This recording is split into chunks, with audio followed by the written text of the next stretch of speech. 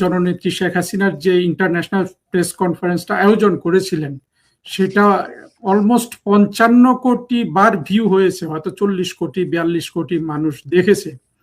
তা আপনি যে এত বড় একটা আয়োজন করলেন, আমরা আপনাকে নিয়ে গর্বিত, আপনার টিমে যারা ছিল সবাইকে নিয়ে গর্বিত। তা আপনি কি কিছু অভিজ্ঞতা শেয়ার করবেন সেটার? না, ডেফিনেটলি এটা নিঃসন্দেহে সারা পৃথিবীতে বসবাসরত বাঙালিরা বিষয়টি দেখেছে, অনুষ্ঠানটি দেখেছে, এবং প্রথমবারের মতো বঙ্গবন্ধু তনয়া জননেত্রী শেখ হাসিনা এবং বঙ্গবন্ধুর দৌহিত্র আগামী দিনের যে তারুণ্যের প্রতীক, নেতৃত্বের কি বলে আমরা আশাবাদী সজীব ওয়াজেদ জয়, তিনি ওখানে কিনোট স্পিকার হিসেবে থেকে বক্তব্য দিয়েছেন এবং এই আন্তর্জাতিক মিডিয়ায় প্রশ্নোত্তর পর্বে অংশগ্রহণ করেছেন। এবং নিঃসন্দেহে সেটা শুধুমাত্র আমার একার কৃতিত্ব না, ইট ওয়াজ এ টিম এফোর্ট। এবং সেই টিমে আপনারা দেখেছেন যে আমরা বিশেষ করে তারুণ্যের একটা উপস্থিতি রাখার আমরা চেষ্টা করেছি। এবং সজীব ওয়াজেদ জয় নিঃসন্দেহে তার স্পোকসম্যানশিপ, তার লিডারশিপ এবং ক্যারিশমা ইনি ইতিমধ্যে প্রমাণ করেছেন। এবং আগামী দিনে যদি আওয়ামী লীগের রাজনীতির হাল ধরেন তিনি, নিঃসন্দেহে তার সামনে দাঁড়ানোর মতো লোক খুঁজে পাওয়া খুব কষ্ট হবে। আরেকজন চমৎকার বক্তা আমার পছন্দের এবং জননেত্রী শেখ হাসিনার রিকমেন্ডেড আমাদের সাবেক শিক্ষামন্ত্রী ব্যারিস্টার মহিবুল হাসান চৌধুরী নওফেল, অত্যন্ত চমৎকার বাচনভঙ্গি, উপস্থাপনা, যুক্তি দিয়ে উনি কথা বলতে পারেন। বাংলাদেশের কোটি কোটি মানুষের যে হার্ট থ্রোব ক্রিকেটার সাকিব আল হাসান সম্মত হয়েছিল যে আমাদের এই অনুষ্ঠানে সে উপস্থিত থেকে বক্তব্য রাখার, কথা বলার। তো আর লন্ডনে বসবাসরত একজন গবেষক এবং সামরিক কর্মকর্তা পলাশ এই টিমে, এবং দিল্লিতে বিশেষ করে যে এই মানে কানেক্টিং ডট যে তরুণ করেছে, বিশেষ করে আমরা ডাকনাম ওকে ওয়াডিন বলে ডাকি, তো ওয়াডিন তার একটা গুরুত্বপূর্ণ ভূমিকা ওখানে ছিল। আমরা গর্বিত যে মাননীয় প্রধানমন্ত্রী প্রথমবারের মতো সাংবাদিকদের সামনে মুখোমুখি দাঁড়িয়ে উনি কথা বলেছেন। এবং তার যে প্রতিধ্বনি, সেই প্রতিধ্বনি আপনি উল্লেখ করলেন যে আমিও দেখেছি এরকম 55 বা 60 কোটি ভিউ, এত ভিউ হয়েছে। এবং আমরা যখন ওখানে অনুষ্ঠান চলাকালীন অবস্থায় এফসিসির বোর্ডে আমরা যখন দেখছিলাম যে লাফিয়ে লাফিয়ে মানে ওখানে মানে দর্শকদের সংখ্যা বেড়ে যাচ্ছে, এক পর্যায়ে এফসিসির প্রেসিডেন্ট আমাকে বলছিলেন, আমার পাশেই বসা, যে 1.5 কোটির উপরে এখন ভিউ চলছে তাদের শুধুমাত্র একটা ওয়েবসাইটে। তাদের 5টা পোর্টাল লাইভ করেছে এটা, 10-এর অধিক আন্তর্জাতিক মিডিয়া, রয়টার্স সহ তারা লাইভ করেছে। এবং আমরা অভিভূত হয়েছি। এবং কোনো প্রশ্নই, এমন কোনো প্রশ্ন আসে নাই যে প্রশ্ন এড়িয়ে গেছি আমরা।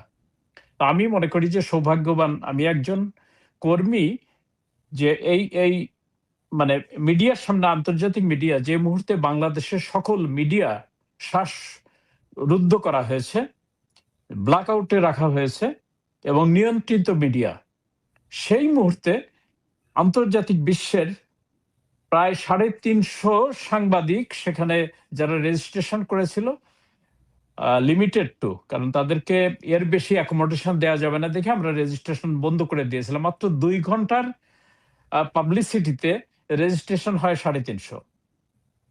তো ফলে আপনি বুঝতেই পারেন যে এই foreign correspondents club of south Asia পূর্ণ ছিল, আমরা সবাই দেখেছি, পরিপূর্ণ ছিল। জি, পরিপূর্ণ ছিল। এবং তাদের অতিরিক্ত আরো 2টা রুম এবং প্যাভিলিয়ন, বাইরের প্যাভিলিয়ন, সেখানেও একটা বড় টিভি স্ক্রিন দিয়ে সাংবাদিকদের বসার ব্যবস্থা করা ছিল।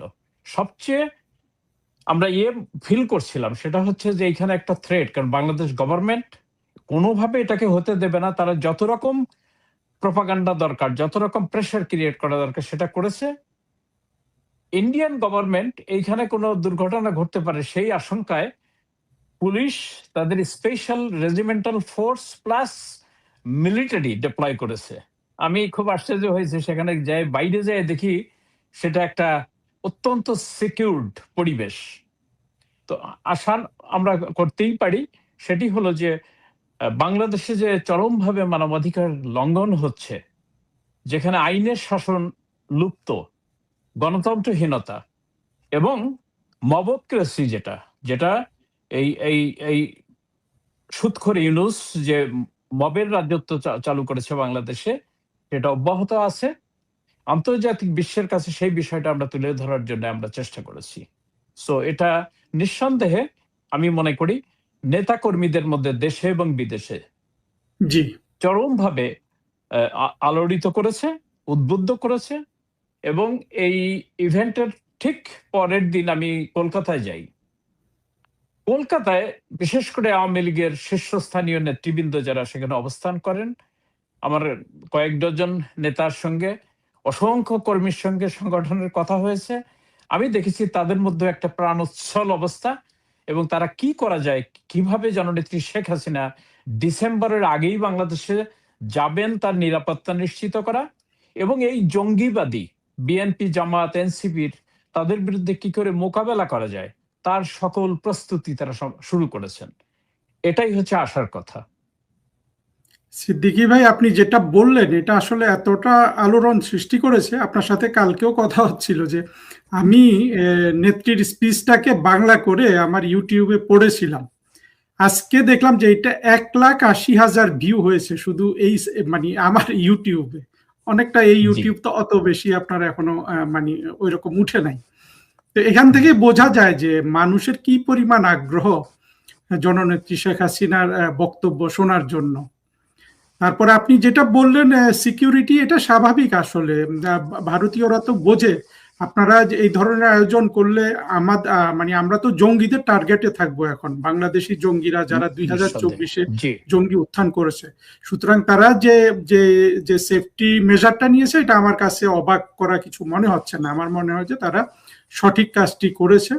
এবং ভারত রাষ্ট্রটা মুক্তিযুদ্ধের সময়ও আমাদের আসলে স্বাধীনতা লাভে যেভাবে সহায়তা করেছিল, এখনো তারা কিন্তু বাংলাদেশের মুক্তিযুদ্ধের পক্ষে শক্তির সাথে আছে। এর কারণ আপনি জানেন যে অন্য অংশটা কিন্তু এরা কিন্তু বাংলাদেশের শুধু স্বাধীনতা বিরোধী না, এরা ভারতকে, হিন্দুদের প্রচন্ড ঘৃণা করে, সাম্প্রদায়িক শক্তি।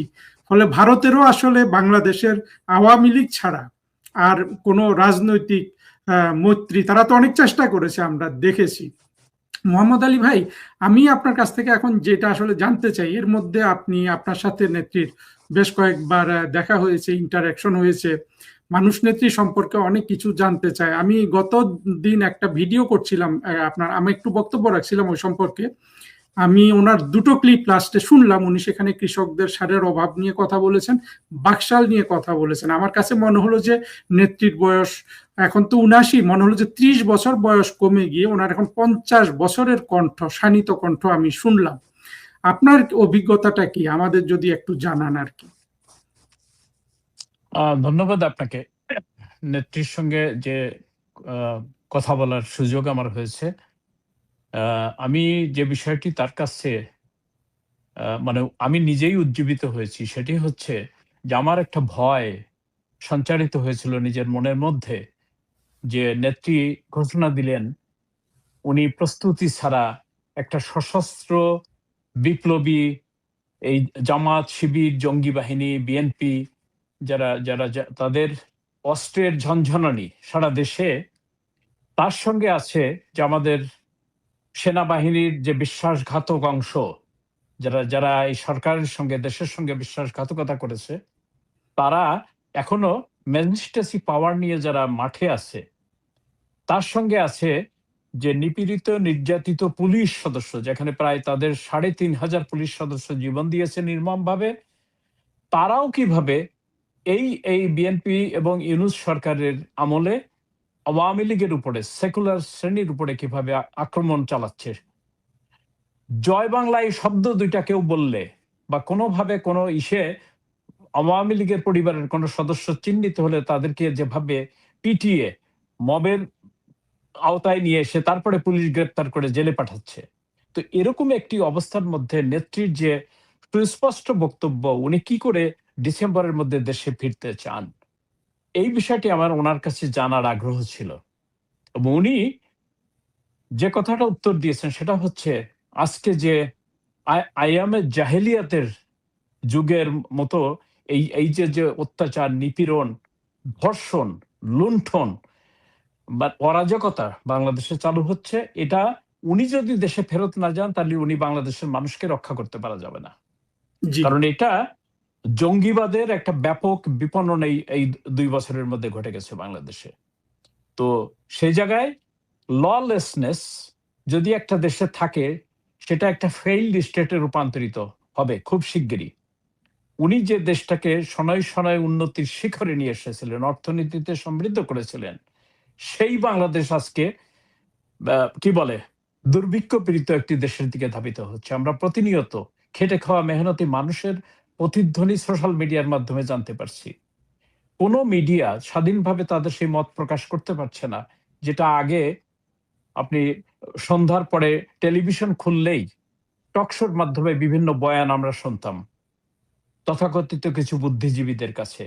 হ্যাঁ, এবং জালেম এবং জুলুম এই শব্দ তারা তারা সেখানে প্রয়োগ করেছিল। তারা গুম এবং খুনের যে অভিযোগ এনেছিল, মিথ্যাচার করে খোদ ইউএন হিউম্যান রাইটস কমিশনের যে প্রধান কমিশনার ভলকার তুর্ক, যে একটা ফিকটিশাস এস্টিমেটেড একটা নাম্বার যেটা ইউনুসের তৈরি করা, সেটা প্রচার করে মানুষকে বিভ্রান্ত করেছে। আজকে আপনি দেখেন যে 834 জন সরকারি হিসেবে তারা গেজেট প্রকাশ করেছে, জি তার মধ্যে প্রায় 300 লোক জীবিত ফেরত এসেছে। অনেকে থানায় গিয়ে তারা বলতেছে আমি মারা যাইনি, আমি জীবিত আছি। তাদের পরিবার লক্ষ লক্ষ কোটি কোটি টাকা ভাতা নিচ্ছে। হ্যাঁ, তো এই যে মিথ্যাচারের উপরে বিদেশি চক্রান্তে, ডিপ স্টেটের চক্রান্তে যেটা করা হলো, নেত্রীর মধ্যে ওইখানে তার জীবনের পরোয়া না করে উনি যে অঙ্গীকার ব্যক্ত করেছেন যে যা থাকে আমার কপালে, যদি আমি মারাও যাই, আমি আমার মাতৃভূমিতে জন্মভূমিতে গিয়ে আমি জীবন দেব। এবং সে জায়গায় তার বিশ্বাস যে কোটি কোটি মানুষ যারা নিপীড়িত, নির্যাতিত, যারা বুঝতে পারছে যে তারা একটা ভুলের মধ্যে, একটা বিভ্রান্তির ঘোরে তারা হয়তো অনেকেই রাস্তায় নেমে এসেছিল, তাদের জি সেই ঘোর কেটে গেছে। এবং ইনুসের যে চক্রান্ত, মিষ্টি মিষ্টি কথা বলার যে প্রলোভন দেখিয়েছিল, জবের নাকি বন্যা বয়ে দেবে, আপনার আমাদের আর বিদেশে যেতে হবে না, বিদেশিরা আমাদের কাছে আসবে, রোহিঙ্গারা বাংলাদেশে গিয়ে আগামী ঈদে ঈদ পালন করবে। এই যে ঈদ পালন ভণ্ড, করবে। এই যে প্রতারক, মানে কয়েক যুগ ধরে এই বাংলাদেশের মানুষকে রক্ত শোষণ করেছে, তারপরে বিভ্রান্ত করেছে সর্বশেষ এসে, কারণ তার একটা টিকিট ছিল নোবেল পিস প্রাইজ, এবং সেটা কিনে নেওয়া হয়েছে। সেখানে টাকা দিয়ে অর্থের বিনিময়ে টেলিনর কোম্পানির সঙ্গে গ্রামীণ ফোনের যে চুক্তি সে করেছে, এবং তার সঙ্গে গ্রামীণ টেলিকম তার যে 34.2% শেয়ার, সেই শেয়ারের প্রতি বছরে প্রায় 1,500 থেকে 2,000 কোটি টাকার ডিভিডেন্ড, সেই ডিভিডেন্ড সে একা ডাইভার্ট করে আমাদের হিসাবে প্রায় 53,000 কোটি টাকা সে ওখান থেকে লোপাট করেছে, সে বিদেশে পাচার করেছে। এবং এই টাকা দিয়ে সে এই যে আসিফ নজরুলদের মতো, রেজওয়ানা হাসানদের মতো এই ধরনের চরিত্রহীন দুর্বৃত্তদেরকে উনি কিনে নিছে। তো নেত্রীর কাছে যে বিষয়টা, যে মেসেজটা, যে বঙ্গবন্ধু যেমন তার জীবনের পরোয়া করেন নাই, বাঙালি জাতির মুক্তির জন্য 23টা বছর সংগ্রাম করেছেন, 14 বছর জেলের প্রকোষ্ঠে কাটিয়েছিলেন, আমারও এটা তৃতীয়বার এক্সাইল লাইফ। হ্যাঁ, তো সেই লাইফে আমার আর কোনো চাওয়া পাওয়ার অন্য কিছু নাই।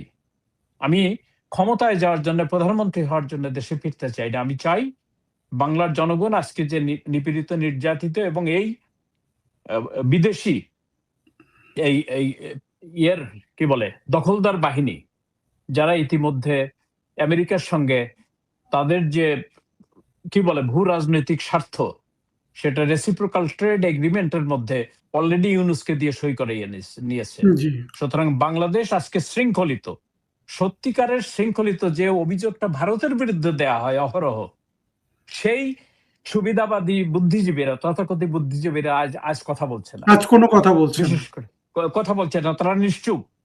এবং সত্যিকারের রক্ত শোষণ যাকে বলে, সে বিদেশি বেনিয়ারা আমাদের বাংলাদেশকে আজকে দখল করে নিয়েছে। আপনি জানেন যে 15 বছরের চুক্তিতে প্রতি বছর $1 বিলিয়ন শুধু গম কিনতে হবে তাদের ওখান থেকে, 7 লক্ষ মেট্রিক টন। মার্কেট প্রাইসে আপনি মনে করেন যে প্রায় $60 থেকে $70 বেশি পার মেট্রিক টনে। এবং বাংলাদেশের মতো একটা গরিব দেশ, যেখানে বার্গেনিং ক্যাপাসিটিটাকে লুপ্ত করে দিয়ে আমাদের এলএনজি কিনতে হবে, সয় প্রোডাক্ট কিনতে হবে, তাদের শুকরের মাংস থেকে হেন জিনিস নাই, চিজ টিজ এবং অন্যান্য সমস্ত কিছু তুলা সব তাদেরও এখান থেকে আনতে হবে। তাহলে বাংলাদেশের স্বাধীনতার সার্বভৌমত্বের জায়গাটা কোথায়? এছাড়া আমাদের সম্ভাবনাময় যে পোর্টগুলো, সে পোর্টগুলো তারা তাদের নিয়ন্ত্রণে নিয়ে গেছে।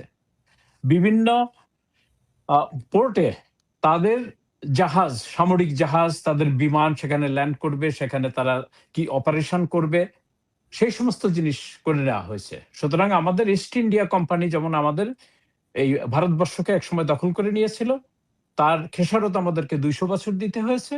আমরা আর একটা নতুন ইস্ট ইন্ডিয়া কোম্পানির অধীনে আমরা আজকে পরাধীন। সেই পরাধীনতার শৃঙ্খল থেকে মুক্তির জন্যই মহান আল্লাহ রব্বুল আলামিন হয়তো জননেত্রী শেখ হাসিনাকে জীবনে বাঁচিয়ে রেখেছে। উনি প্রতিজ্ঞাবদ্ধ, যে কোনো উপায়ে উনি ফিরবেন। এবং ওনার ওই জায়গায় সেই প্রতিশ্রুতিটা হচ্ছে যে আমি ফিরলে দেশে এবং বিদেশের কোটি কোটি মানুষ এই কাতারে সামিল হবে, আমার অন্য কোনো শক্তির প্রয়োজন নাই। এই যে দেশেই হবে, দৃঢ়চিত্ততা, দেশেই হবে সাহস, কোটি কোটি মানুষ। হ্যাঁ, তো সেই জায়গায় আমরা মনে করি যে ওনার এই যে মানে অকুতোভয় ঘোষণা, সাহস, এবং উনি তার প্রস্তুতি নিচ্ছেন, আমাদের আশাবাদের জায়গাটা ওই জায়গায়। আমি আপনার মাধ্যমে মানে দেশবাসীকে বা প্রবাসে যারা আমরা বসবাস করি বিভিন্ন মানুষ, তাদেরকে এই বার্তাটাই দিতে চাই, এমন কোন শক্তি নাই যে আওয়ামী লীগের মতো জনপ্রিয় 60 থেকে 70% মানুষের সমর্থন যে দলের পক্ষে, এককভাবে জননেত্রী শেখ হাসিনার সমর্থন 70%-এর উপরে। বিভিন্ন আন্তর্জাতিক জরিপে সেটা প্রমাণিত জি হয়েছে। আমরা বিশ্বাস করি এই শক্তিকে, এবং আওয়ামী লীগ আজ পর্যন্ত জন্মের পর থেকে যত সংগ্রাম করেছে, তাদের কোনো ইতিহাস নাই পরাজয়ের। সুতরাং না, একটা চক্রান্তের পরাজয়ের কাছে কোনো ইতিহাস নেই, এবং শুধু বিজয়ের এবং রাজপথ দখল করার ইতিহাস আওয়ামী লীগের। এক্স্যাক্টলি। এবং আমরা আশাবাদী এই 26 সনের ডিসেম্বর মাসটাই হয়তো এই বিজয়ের মাস, আমাদের আর একটা বিজয় সূচিত হবে।